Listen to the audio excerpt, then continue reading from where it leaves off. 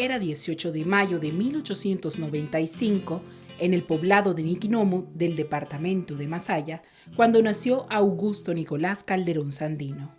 Él fue el fruto de la relación entre el cafetalero Gregorio Sandino y la campesina Margarita Calderón. No hay que olvidar que el ambiente en que nace Sandino es un ambiente muy pequeño, muy reducido. El propio Sandino habla de que eran 500 chozas y 300 casas. Probablemente no tenía más allá de 2000 habitantes. De manera que, aunque es cierto que los primeros 11 años fueron muy difíciles para Sandino, porque fueron los años que acompaña a su madre y tiene las experiencias más extremas con su madre, la cárcel, un aborto, recolección de café por aquí, recolección de café por allá, pero al mismo tiempo en el ambiente se rumoraba que él era hijo de uno de los principales del pueblo. Entonces, el hecho de ser campesino y de sentir que también era hijo de alguien principal fue una contradicción que lo marcó de una forma tremenda.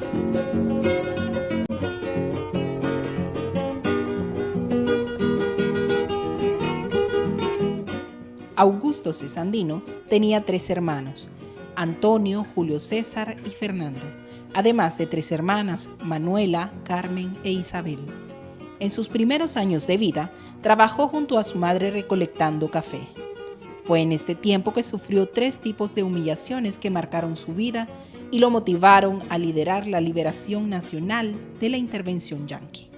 La primera humillación es la que ya mencionamos, el hecho de ser hijo de un principal y al mismo tiempo de una señora muy pauperizada y sentirse en un ambiente que no le correspondía, una crisis emocional muy grande. Esa es la primera humillación. La segunda humillación es lo que llamamos una humillación cívica, que muy poco se menciona, porque Sandino nace en un pueblo, qué sé yo, milenario, que se llama Niquinomo, como todos sabemos, pero que los conservadores le cambiaron el nombre por La Victoria, para subrayar una victoria pírrica que tuvieron allí mismo en Niquinomo contra los liberales. Entonces el pueblo de Niquinomo nunca aceptó el cambio, pero finalmente era una humillación cívica. Tanto que siempre se siguieron llamando Niquinomo, aunque los documentos oficiales dijeran La Victoria, como es el caso del acta de nacimiento de Sandino. Y una humillación nacional, que es el asesinato de Benjamín Celedón por parte de las fuerzas extranjeras.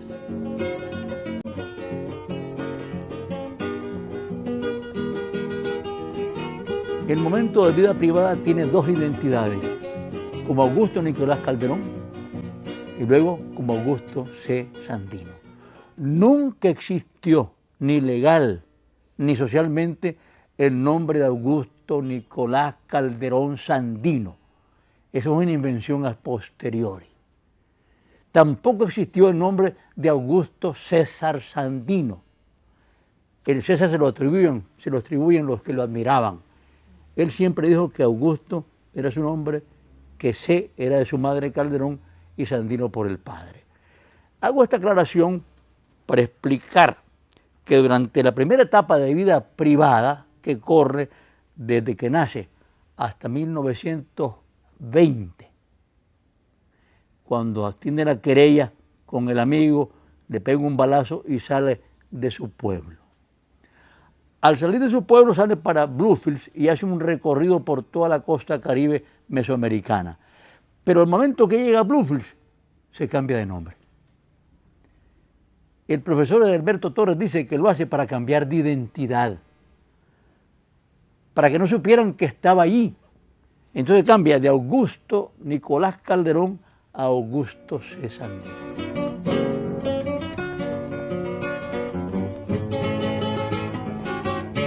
Por un par de años, Sandino incursionó como marinero. Después que llegó a Bluefields en la costa atlántica nicaragüense, siguió su ruta hacia La Ceiba, en Honduras. Luego continuó su travesía hacia Quiriguá, al sureste de Guatemala, hasta que arribó a México. En cada uno de esos lugares trabajó con compañías extranjeras como mecánico. Imagínese usted lo que significa participar en huelgas sindicales por mejores salarios, pero sobre todo por la soberanía nacional, porque las compañías dominaban esos países, dominaban no tanto en Nicaragua, porque la compañía viene muy tardíamente a Nicaragua, y él, aunque trabaja en la Cuyamel, en Bluefields, estaba recién instalada. También hubo una huelga en 1921 cuando estaba en Bluefields, y luego pasa a Honduras, y la cosa en Honduras fue tremenda, igual en Quiriguá, en Guatemala. De manera que hay una lucha sindical permanente, pero que es una lucha que no solamente es sindical, sino también nacional, por la soberanía nacional. En Centroamérica no era activista, pero en México sí. En México participa de los círculos de estudio incluso que existían en la región donde él se fincó. Hay que tomar en cuenta que él se afinca entre la frontera de Tamaulipas y Veracruz, que es el sitio donde está la parte fundamental de la industria petrolera en México, donde se dan todas las luchas sindicales. Es allí donde se forman los primeros sindicatos petroleros. Es ahí donde convergen todas las ideas revolucionarias de la época, desde el bolchevismo, después comunismo, hasta el anarquismo y por supuesto el nacionalismo. De manera que en su etapa de México, que es de junio probablemente de 1923 a mayo de 1926, es una etapa de formación extraordinaria, incluso teosófica. La parte espiritual de Sandino viene de esa época. México era un semillero. México era el ambiente de México que encuentra Sandino, es el ambiente de toda revolución, donde nadie se puede excluir de la participación.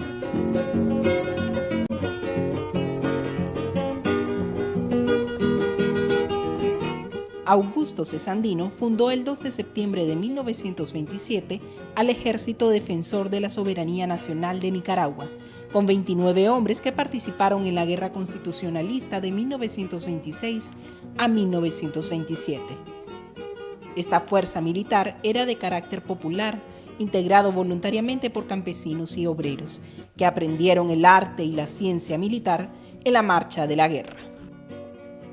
A la vez, se rigió por principios de libertad, dignidad, soberanía, independencia, progreso, paz, democracia, nacionalismo, antiimperialismo, latinoamericanismo, justicia, unidad y solidaridad. La creencia popular es que Sandino participe en la guerra constitucionalista desde mayo del 26 hasta mayo del 27, pero no. Él participa más o menos de octubre del 26 a mayo del 27. Y participa, si bien es cierto que en apoyo a la revolución liberal, y si bien es cierto que él se asumía como liberal, participa como una fuerza independiente. Es hasta mayo del 27, cuando Moncada está en una situación militar muy difícil en Boaco, que Moncada lo convoca, lo conmina, incluso lo amenaza, que él baja de Jinotega a salvar a Moncada y lo salva. Pero luego viene la traición de Moncada inmediatamente después de eso, el 4 de mayo de 1927, luego viene el regreso de Sandino a Jinotega y luego viene el inicio de una nueva guerra. Sandino cambia la naturaleza de la guerra, de una guerra civil entre fuerzas políticas nacionales para dirimir contradicciones internas, a una guerra de liberación nacional, entre la nación-pueblo contra el imperio.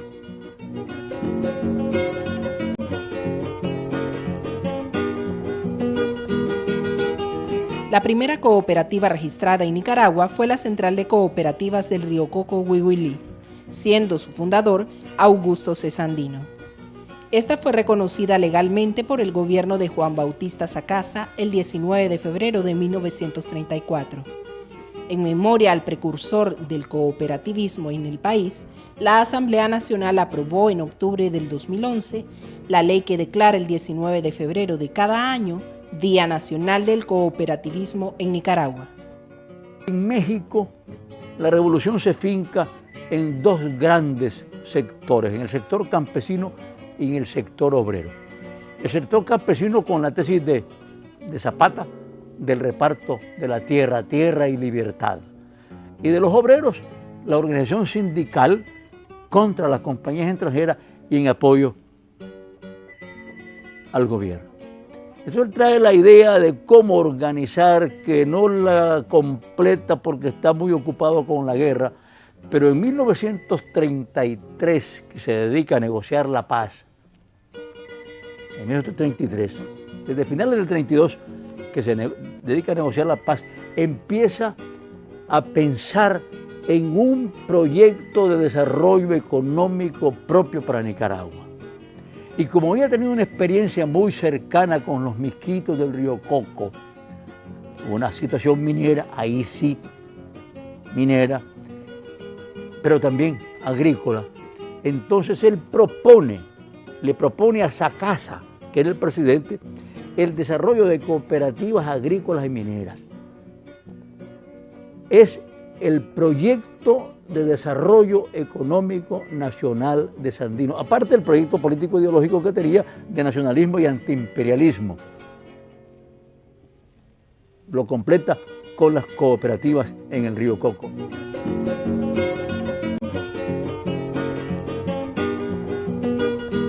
Según datos históricos del Ejército de Nicaragua, Sandino viajó a Managua en febrero de 1934 para reclamar el cumplimiento de los acuerdos de paz ante el presidente Juan Bautista Sacasa, debido a que en las cooperativas del norte del país permanentemente se soportaban violaciones y asesinatos. Con él iba su Estado Mayor, los generales Francisco Estrada y Juan Pablo Humansor, los coroneles Santos López y Sócrates Sandino, y el capitán Juan Ferretti.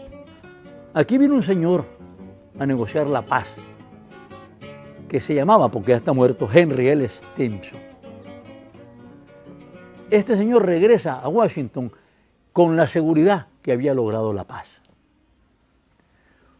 Porque aunque él sabía que Sandino no había aceptado los términos de la paz y se había ido para el norte, Moncada le había dicho a Stimson: no te preocupes, porque esos son unos vagos. Las huestes de Sandino son mercenarios hondureños, van para Honduras a vender sus armas y eso se termina. Pero claro, como no sucede eso, sino sucede exactamente 7 años de guerra y Sandino les gana la guerra a los Estados Unidos, hay un dato muy importante que muy poca gente lo sabe. En el Pentágono hay un salón que se llama Salón de las Banderas. Están todas las banderas. En el lado derecho está la placa con todos los triunfos habidos del ejército norteamericano en el mundo. Y en el lado izquierdo están 2 fracasos: Nicaragua y Vietnam. Está escrito ahí. Entonces, el impacto de la derrota de Stimson, porque fue una derrota el hecho de que Sandino hubiese supervivido en términos militares y triunfado.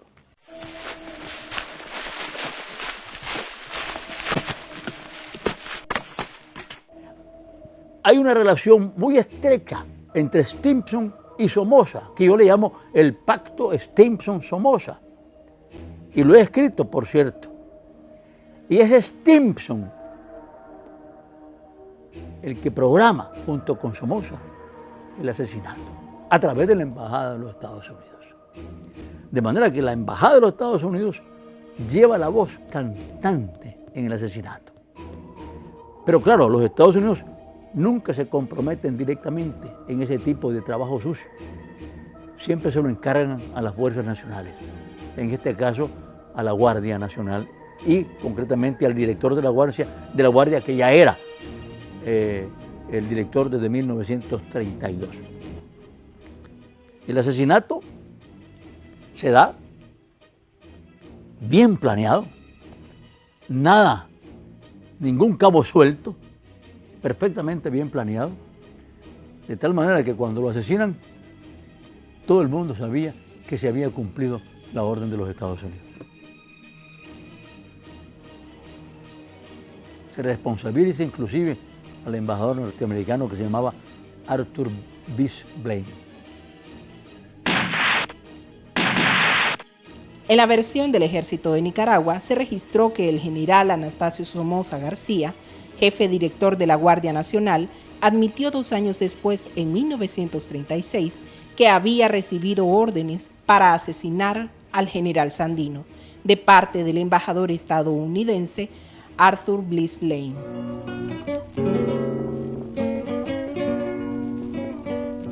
El ejército nicaragüense ha publicado sobre este asesinato que por órdenes del general Somoza García, un destacamento de la Guardia Nacional al mando del capitán Lisandro Delgadillo y del subteniente Carlos Eddy Monterrey, se llevó a Sandino, Estrada y Humansor al monte llamado La Calavera, en el campo de la Reinaga.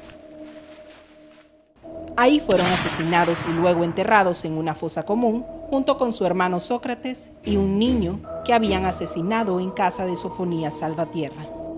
Hay un cúmulo de información, casi precisa, casi hecha por ingenieros. ¿Dónde están los restos? ¿En qué sitio? ¿En la aviación? ¿En lo que es actualmente la escuela, digo, la Policía Nacional en Ajax Delgado? Pero la verdad es que no están en ninguna parte. Sandino, la falta de encontrar los restos de Sandino han creado el mito. Personalmente yo creo que su cuerpo fue decapitado, la cabeza se la llevaron a Washington para demostrar que lo habían matado. Nunca hay que olvidar que el imperialismo actúa de esa manera. Por ejemplo, al Che le cortaron las manos, ya era más moderno. Era más moderno. Pero yo creo que le cortaron la cabeza, se la llevaron a Washington y quemaron todos los cadáveres, que eran 5 cadáveres. Nadie puede responder dónde están los restos de Sandino. Están en el corazón de Nicaragua. Para conmemorar la gesta histórica del general de hombres libres Augusto C. Sandino, la Asamblea Nacional lo declaró mediante ley en el 2009 héroe nacional. Así quedó legalmente instituida la huella imborrable de este líder revolucionario que defendió la soberanía de Nicaragua hasta el día de su asesinato y vivió su lema: patria libre o morir.